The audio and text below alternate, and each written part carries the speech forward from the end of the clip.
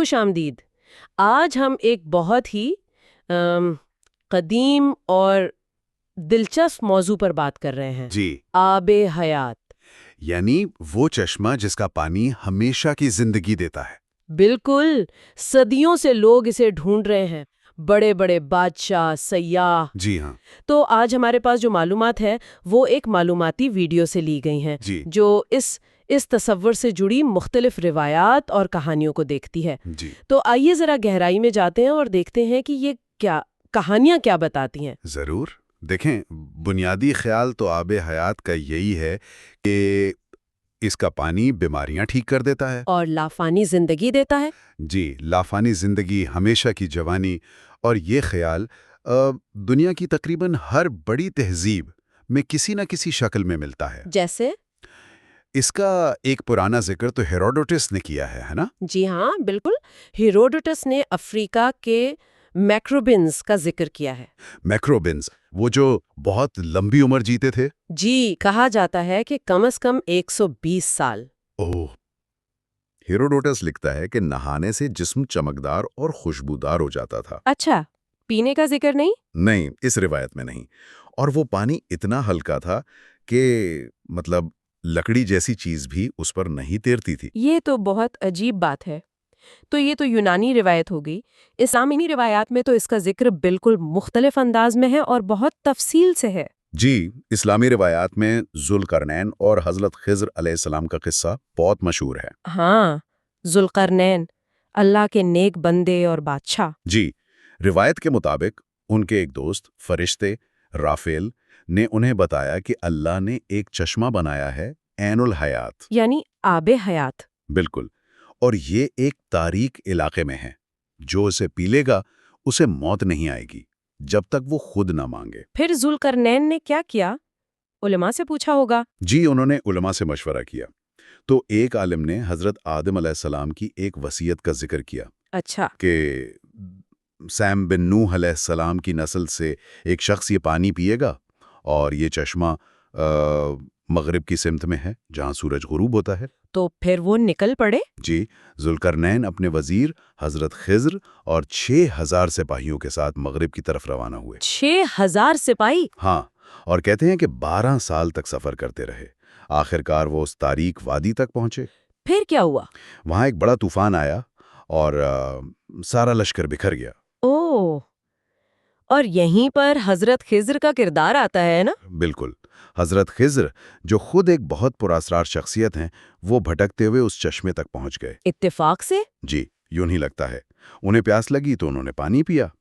روایت میں ہے کہ وہ دودھ سے زیادہ سفید اور شہد سے زیادہ میٹھا تھا۔ اور انہوں نے غسل اور وضو بھی کیا؟ جی، انہوں نے غسل اور وضو بھی کیا، اور اسی پانی کی وجہ سے انہیں ہمیشہ کی زندگی ملی۔ لیکن ذوالقرنین؟ ذوالقرنین وہ چشمہ تلاش نہیں کر سکے۔ یہ تو ایک روایت ہوئی۔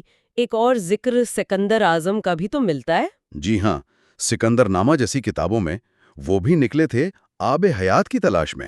ان کی کہانی میں کیا فرق ہے؟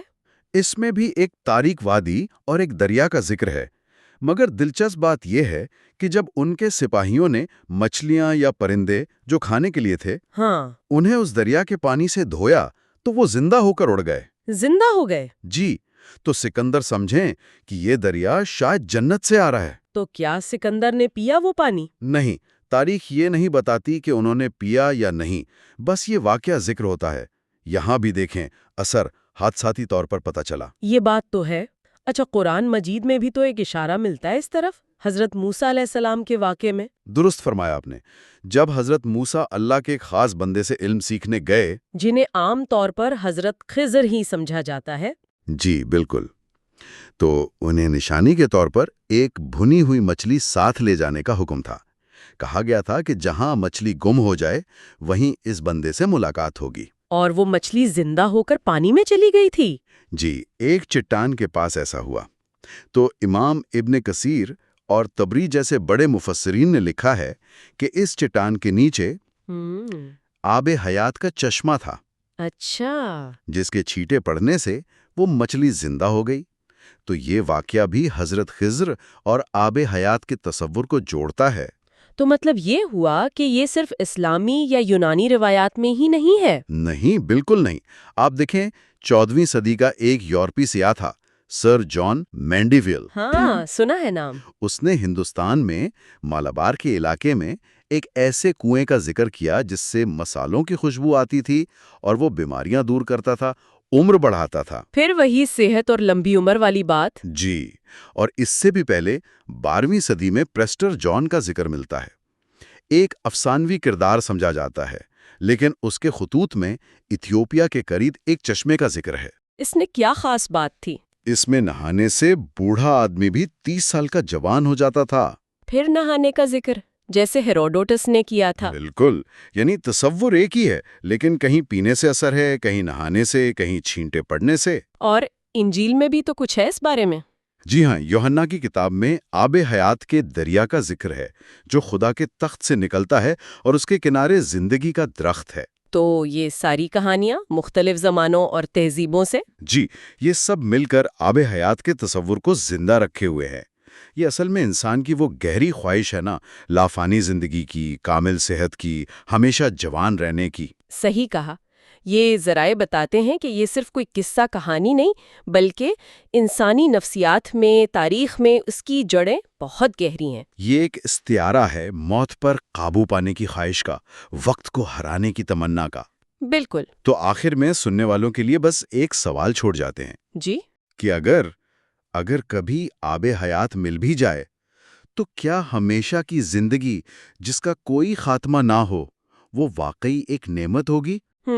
یا پھر اس کے اپنے مسائل ہوں گے، ایسے چیلنجز جن کا ہم آج تصور بھی نہیں کر سکتے؟ یہ واقعی سوچنے کی بات ہے۔